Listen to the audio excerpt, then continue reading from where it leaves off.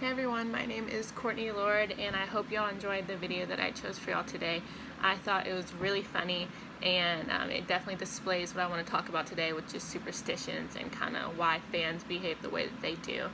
And I think that we can all be guilty of this. I'm one of the most superstitious people I know. So I just want to talk about some of the things that we saw in the clip for a little bit.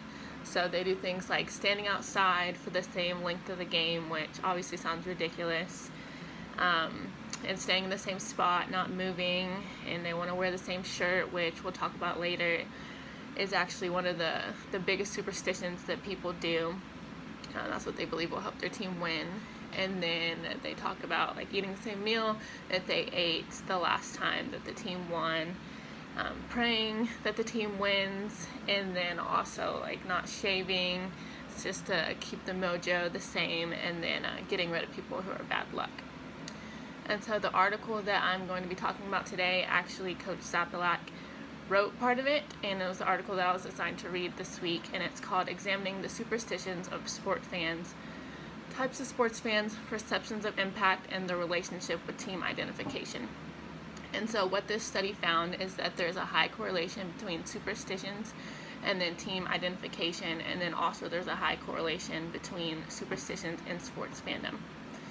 So I know that we've talked about team identification a lot in these videos, so I'm going to touch on it again, but try to be as painless as possible with it. Okay, so team identification reflects the degree to which a consumer feels a sense of belonging and connection with other sports fans. So to identify these types of fans, they have a strong importance on winning.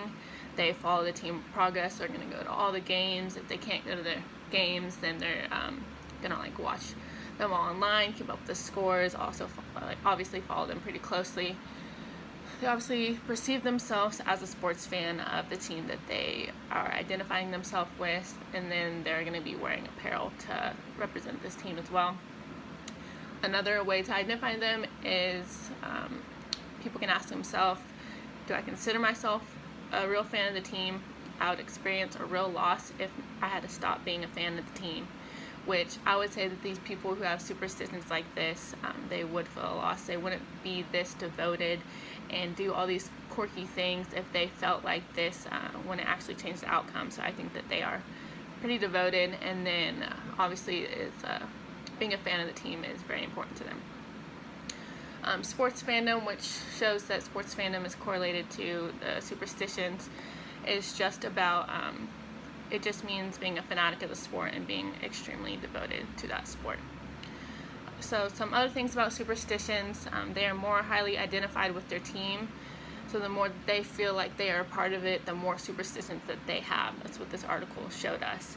And so maybe not just one, they're going to have 4, 5, 6, or whatever that is to be. People who are more highly identified with their team also believe that the superstitions that they're doing is going to impact the actual outcome, rather than people who don't have as strong as connection. They might have superstitions, but they're not going to believe that what they're doing is actually going to change the outcome of the game. And then the findings, which I talked about a little bit earlier, that I thought it was interesting, is that which type of superstitions were most prevalent, found that apparel superstitions were most common. So they believe that if they don't wash their shirt, or if they wear the same shirt every game the last time that they won, if they wear it this time, then it's actually going to affect the outcome. And then some other prominent superstitions included vocalizations, consumptions of a certain food or drink, watching or not watching the action, and then good luck charms. So some implications that I found from this are that you can target consumers who believe that superstitions can be an effective way to increase revenue. So that if you know that you have people that believe in superstitions and have a high team identification, you can play that into somehow marketing to them and making this like a new target market in order to increase your revenue. And then you can use the apparel superstitions, and you can use this into your marketing plan as well. And then also, if organizations can increase team identification, then they will, in theory, create more fans who are superstitious and can create a sense of community within the program. So more community and more people that identify with the team that's just more tickets sold and then more revenue. So I hope y'all enjoyed my presentation. I hope y'all enjoy this last week of class and then the rest of your summer as well.